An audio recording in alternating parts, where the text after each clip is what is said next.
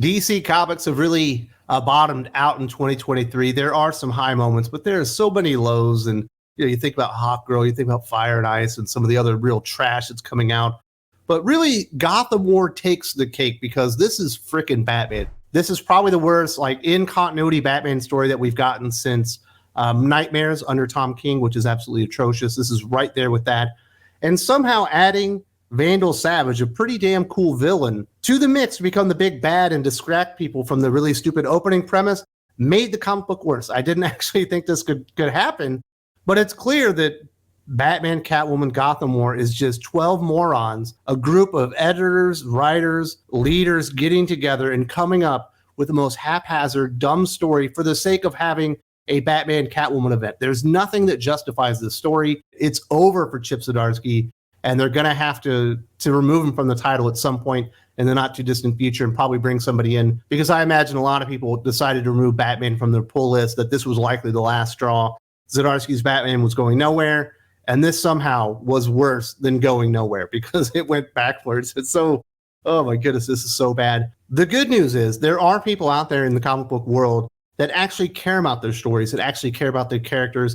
One of the things that I've been able to experience over 2023 is kind of working with Drew. You know, we do the best of the week reviews every Saturday on the channel, and he's been talking about this project that he's been working on for so long, Unholy Nightmare, with Aurelio Mazzara, his artist. They worked together on Born of Blood, and I know a lot of people really enjoyed that series and what they were able to accomplish as a creative pairing. They've decided to go into more nightmarish stuff. In fact, it's more like a superhero horror comic book. Obviously, Drew is an enormous fan of horror. He's always promoting great horror comic books here on the channel because he loves the genre. He's a fan of horror, and you can see by what he's poured into Unholy Nightmare #1 live on Kickstarter right now that Drew and Aurelio, they want to give you value for your money because they actually care about their customers. They care about the characters. They care about executing a story that really makes sense. And it's been really one of my pleasures. Like I said, behind the scenes, he's been sending me pages that are like penciled and inked, and then I got them colored, and then I got them with letters and everything. And it's been awesome seeing this comic book move from an idea to an actual realized comic book that's available right now. And it's time to go out there and start supporting better creators, people that actually care about comic books like Drew and Aurelio, and really want to deliver awesome stories like Unholy Nightmare #1. If you want to see what's going on in the city where you have this crazy supernatural being that's out there investigating the occult, but he's also got an inside guy on the police force and all that stuff. These are all well-developed characters and stories, and you're actually going to get a story that's worth your time and money, unlike what we're getting with DC Comics these days, especially with this Batman run, which has really gone off the rails.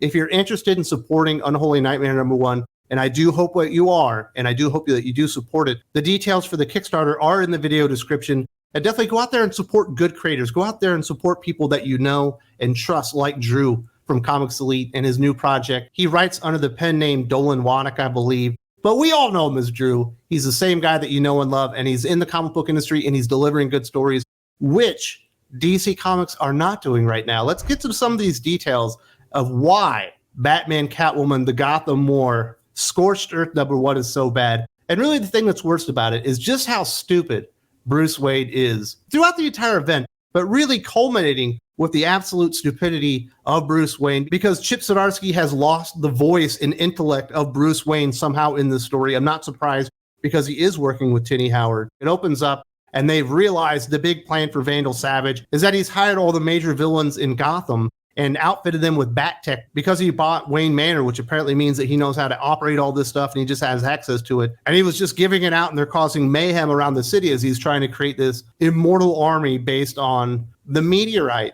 that actually created Vandal Savage 50,000 years ago. You know, he used to be a caveman. Now he's very sophisticated, very multi-layered, awesome villain that is none of that in this comic book. In fact, listen to this hypothesis from Bruce Wayne, the world's greatest detective, mind you. Vandal was a caveman who was exposed to the meteor when it first struck Earth. It made him super smart, strong, and immortal. If he's seeking it out, that means it must be wearing off.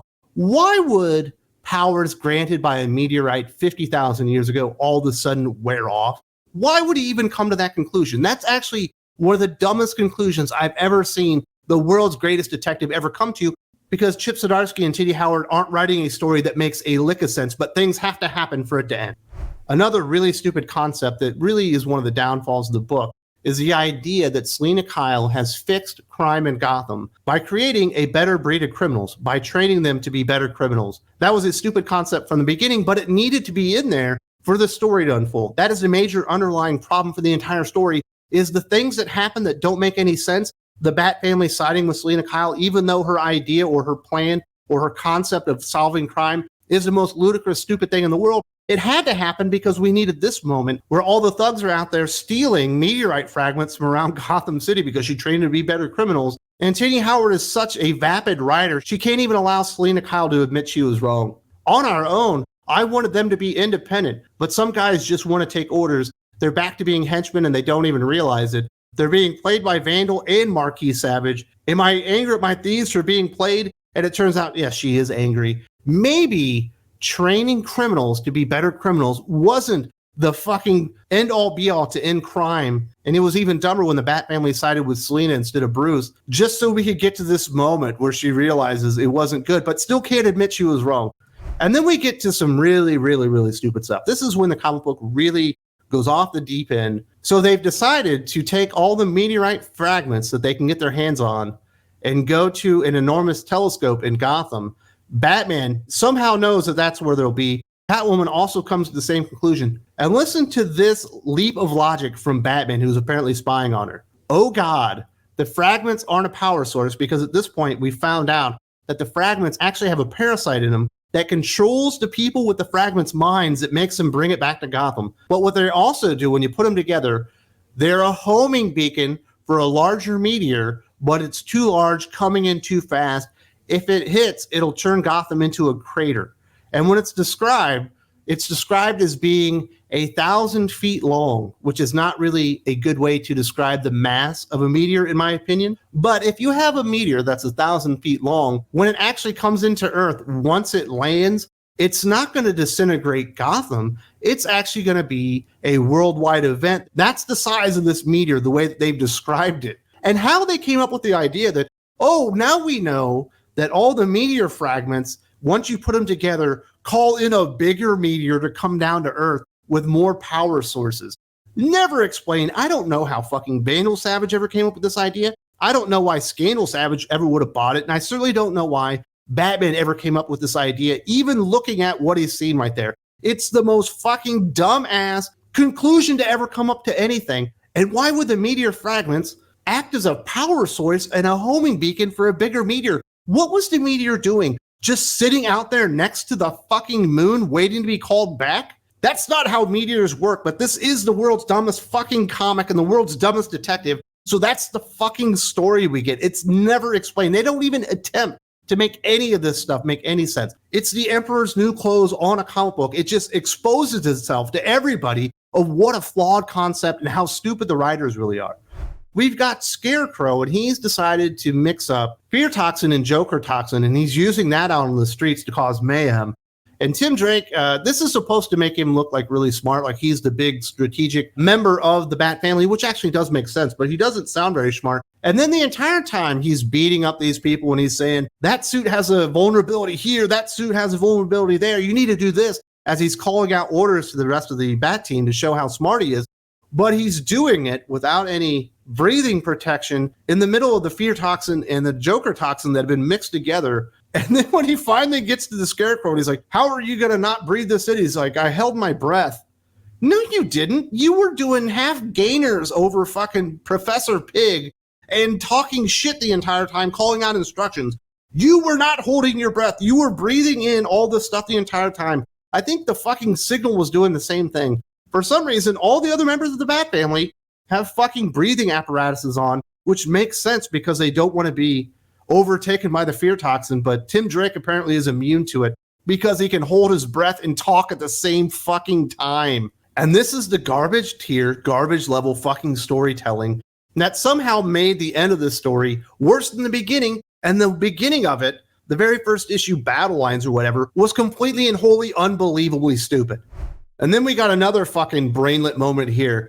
So the meteor's coming in. Remember, this meteor is 1,000 feet long. It's absolutely enormous. So Jason Todd, who anytime he gets a jolt of adrenaline, gets crippled with like anxiety attacks or whatever, takes the Batwing and decides to fly the Batwing into a meteorite the size of 3 football fields, as if this was going to make a difference. And somehow it does make a difference. He flies the Batwing headfirst into the meteorite, breaks it up into smaller pieces, although another enormous piece still lands, doesn't cause any damage. It just kind of dents the earth a little bit and doesn't really even hurt anybody. This would have been a great exit point for the character because Bruce Wayne did something to him that really is pretty bad. He reprogrammed his mind. If he was able to go out there and save everybody, if Bruce had to live with that guilt, and then all the other members of the Bat family had to know what Bruce did, and he could never make it right because the character was dead.